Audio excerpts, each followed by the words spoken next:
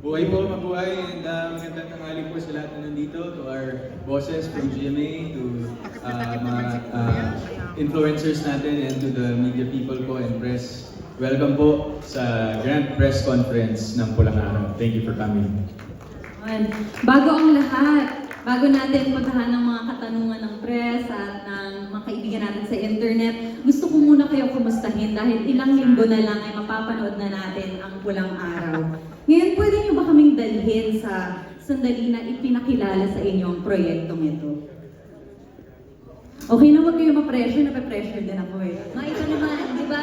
Usually laging dapat Taglish or dapat English, ganyan. Ngayon dapat purong Tagalog. Tila yata kailangan natin gamitin ang ating lingwahe sa kung Yun paano nga. natin ito ginagamit sa paggawa habang ginagawa natin ang Galing Pulang naman. Araw. Oh. Sige po. Una ka na nga. Una na si David. David, ayan. Kamusta ka naman? Ay. Binibining Ali? Aileen. Ayun, oh. Um, Ikaw ang alay ngayon. Oo nga eh.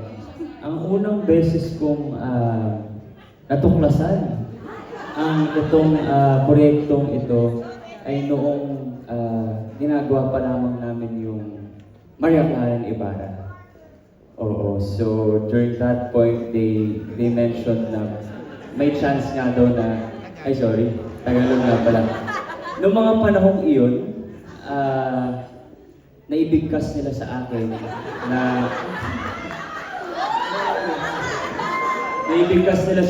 na magkakaroon kami ng isang napakalaking proyekto na makakapagbigay ng inspirasyon sa mga estudyante, Pilipino, and noong mga panahong iyon, syempre, umuo agad ako. Sapagkat ito'y napakagandang teleserye. Oo. So, ayun. And then ngayon, nandito na kami. Kaharap na kita. And maraming salamat sa lahat na nandito, sa mga aming bosses, kay Miss Annette, kay Miss David. Wag na daw. Yung mga sila. Tapos, of course, sa Netflix, malaking pasasalamat ko dahil syempre, nabigyan kami ng isa pang plataporme na plataforma para maipakita yung ginagawa namin. Yun po. Salamat po sa iyo. Salamat. Palakpakan naman natin. O ikaw, Barbie, nung nalaman nyo, anong na-feel mo? Una sa lahat, nais ko magpasalamat sa lahat po ng dumalo ngayong araw na ito. Maraming salamat. Maraming salamat sa iyo, Binibining Aileen. Napakaganda mo ngayon. At napakapayat. Nakita na tayo ulit. Noong una ko hong nalaman na magiging parte ako nitong programang ito, ibang klase ho talaga yung tuwa na naramdaman ko. Tapos, nung nalaman ko pa kung sino-sino ang makakasama ko, lalo akong natuwa at lalo akong nasiyahan dahil lahat po sila ay malapit sa aking puso. Lalo na ang aming direktor, si Direk Dominic Zapata. Masayang-masaya po ako na makatrabaho siya ulit dito.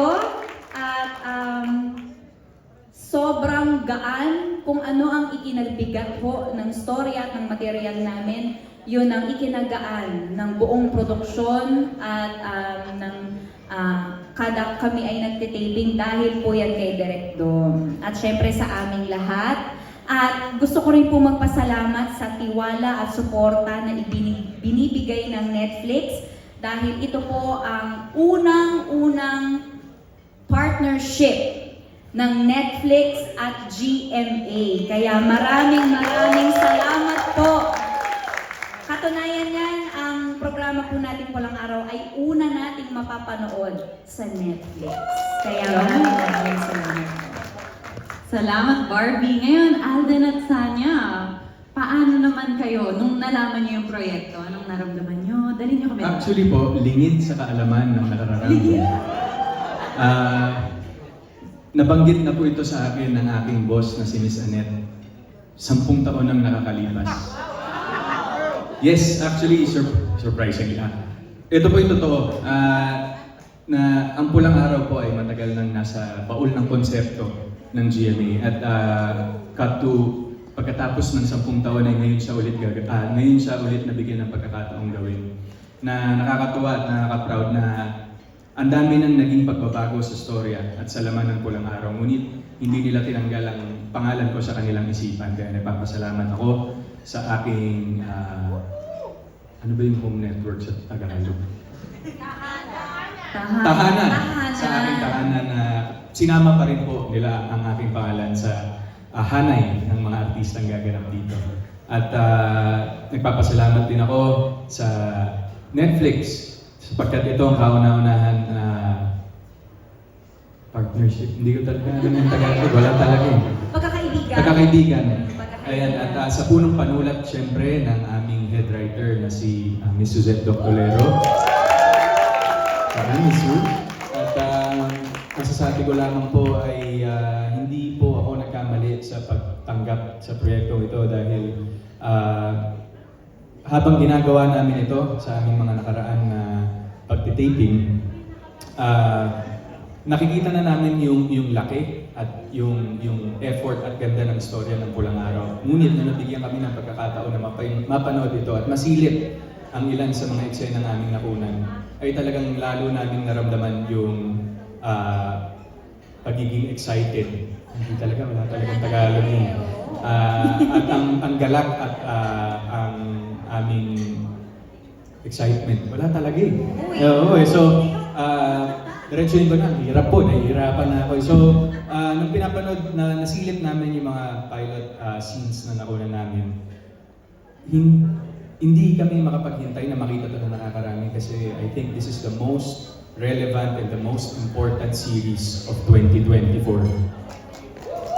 So, malapit na po ang Pulang Araw. Siyempre, sa Netflix po mapapanood nyo and then sa July 26 and sa July 29 po mapapanood na ng karamihan sa GMA. Salamat po. Yun, paabangan namin yan. At binibining Sanyang, napakaganda. Nako, hello po. Magandang araw po sa inyong lahat. Unang-una po, maraming salamat po sa binigay ninyong oras ngayong araw na ito.